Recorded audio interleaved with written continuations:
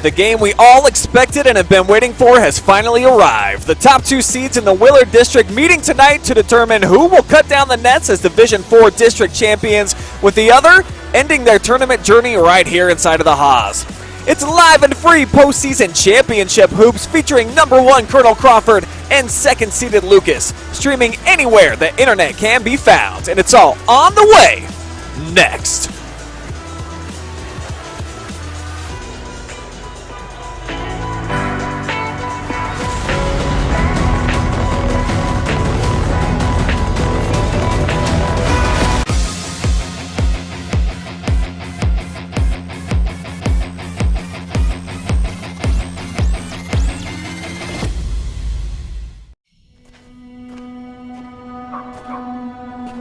We toil,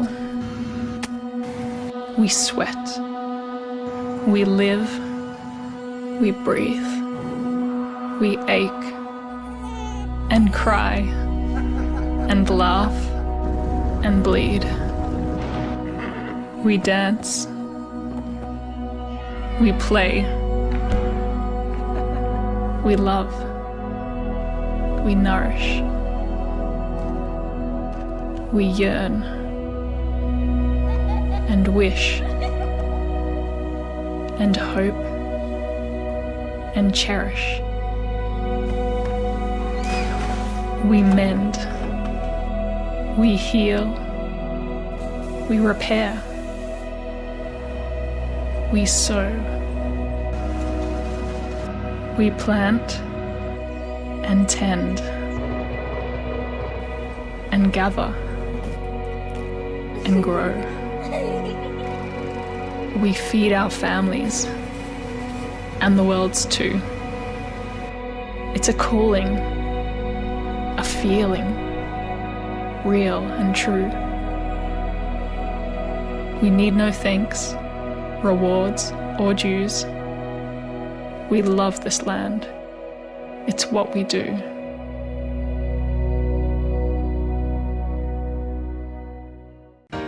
Welcome to Richland County's first artificial intelligence ATM. And if you car dance to the song you're listening to now, I will give you $50. See, that's something an ATM can never do. Oh my gosh, are you serious? Oh, we're serious. Gosh, that's awesome. Thank you.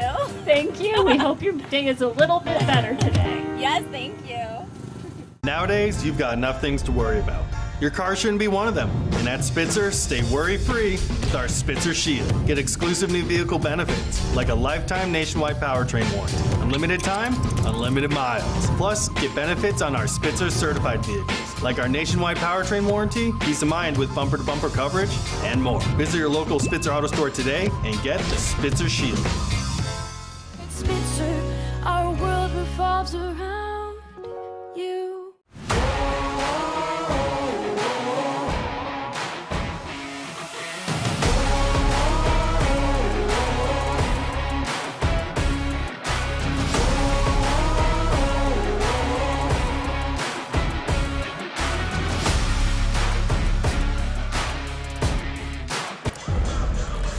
Good evening, folks, and welcome inside the Baker's Pizza pregame, the best place to get the game tonight and have some excellent food in Bucyrus. Alongside Joe Balogh, I am Brian Skowronski, and Joe, I think we've all had this one kind of circled on our calendars since the brackets came out for this Division IV Willard District, with Colonel Crawford moving down to D4, and then Lucas, they've been getting to the championship game just about every season over the last few, so it's boiled down to the top two seeds, man, and I think we're all pretty excited for this one. Yeah, I think, the post-game interview the other night, Coach Eisman said pretty much they had this date circled on the calendar with the expectation that Lucas was going to get there in the hopes that Crawford would get there. So two teams that met earlier in the year and played a great game at Lucas. It is probably going to be a great contest tonight. So the Lucas Cubs coming in as the number 2 seed this season. They've got 21 wins on the campaign. And if you look at their entire resume from top to bottom, Joe, I think they're the most dominant team in the district, outscoring their opponents by 18 per game on average. And as a team, they also shoot 45% from the field. So They're obviously very patient at the offensive end, and, I mean, they'll run you to death until they get a nice, good look that they like, and it obviously leads to a ton of success. Well, I think you made a really good point the other night in their game. I talked about how their defense wears you out, and then you made the point that almost offensively they can really wear you down because they take very few bad shots. They're really, really patient. I mean, if they get a good shot early, they're going to take it, but if not, they'll run 30 to 40 seconds off the clock and really get the shot that they want to get within their offense. I don't think there's any question about it. And that gentleman right there, sporting the number 2, boy, was he good the other night in the semifinals. 28 points for Logan Toms. We'll talk a little bit more about what he's been doing so far on his campaign in just a little bit. But first, let's not take shine away from his older brother, okay? Corbin's been a 3-year starter for this program, and I really do feel like, Joe, he's kind of like the fuel that ignites the engine around here. He can get up and down the floor in a very quality defender on the perimeter. Yeah, I mean, kind of both their offense and defense really does go through him. I mean, offensively, he's a big key to get them into what they want to run. And then defensively, I mean, I think it was so impressive the other night was just how quick he is with his hands. You know, he seems to always be distracting a ball handler with getting a slight deflection. And then he's one of those guys at the defensive end that when you need a defensive play, he steps up and makes that play. So definitely he's a key factor in this basketball game tonight. Yeah, he's a senior. He's a leader out on the floor. Obviously, he's a coach's kid, so he's got pretty much all of the boxes checked in terms of a guy that you want out there running the show in terms of being a point guard.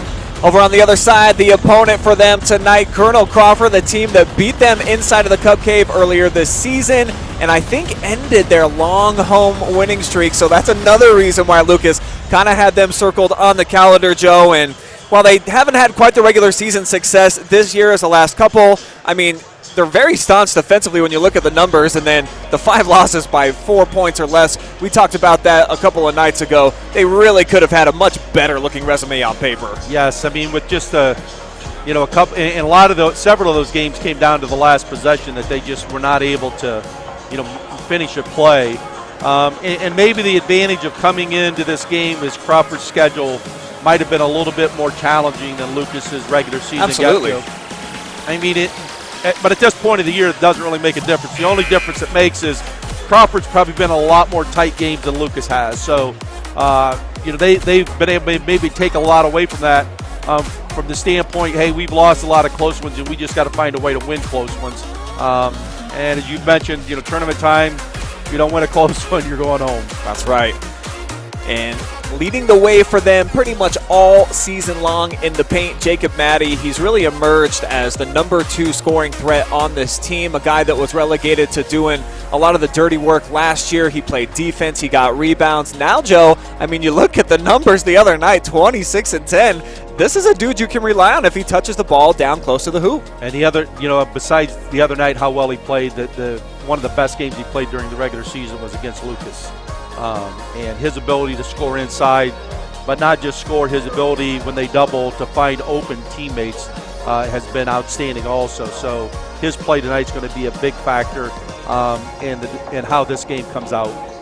Yeah, I think what I liked most about Maddie's play the other night in the win against Norwalk St. Paul is that he got doubled, he got tripled a lot, Joe, and he made the right basketball decision more often than not, either on kickouts or being patient and letting the game come to him. So we'll see if he's able to do that again here. Well, you're going to see 2 teams that are going to be really patient with the basketball at the offensive end tonight. I would anticipate there's not going to be a lot of bad shots taken. It's going to be really, we understand, coaches are going to say, we're going to understand everybody, and that's what's going to happen.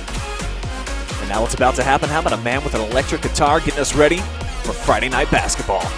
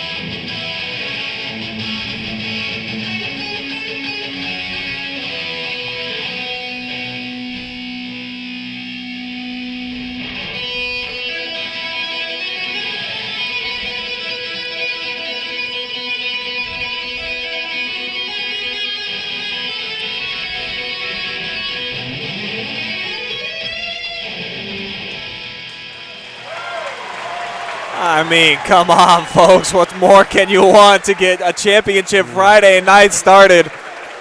That was something pretty fierce there, Joe. You know, Brian, we talked the other night about how this is just a great tournament atmosphere here and how Willard does such a great job of hosting this. The other night, you know, we had a string quartet that played it. Tonight we have this, so give Willard a lot of credit from the standpoint, you know, they do a great job of featuring, you know, students in their school that have great talents, and getting a crowd like this to appreciate it. Starts the night off in the right tone right here. I got a big smile on my face, and we haven't even seen a second of real round ball, but what's actually going to determine it when they get out onto the court? Here are our keys to victory presented by Baker's Pizza of Bucyrus, and for me, for Lucas to win tonight, it's easier said than done, Joe, because they're going to be outsized, but you cannot let Braxton Baker and Jacob Maddie just continually catch it on the block where they basically lived the other night against Norwalk St. Paul. You can't let them do it. Yeah, I mean, for Crawford to be successful, they're going to want to put the ball inside to those two. So it's going to be interesting to see, number one, how physical they allow the game to be played down there. Number two would be when they catch the ball, what is Lucas going to do? Are they going to play him straight up? Or are they going to double? And if they do double, where's that double going to come from? Yeah, and then holding the Eagles to a one and done. That's going to be key as well for Lucas. You got to get a body on a body and make sure that there are no second chance opportunities when Colonel Crawford is in the mix. And for the Eagles to win tonight, Joe, what's it going to take for David Sheldon's bunch to get back to the regionals where they were, of course, just one season ago?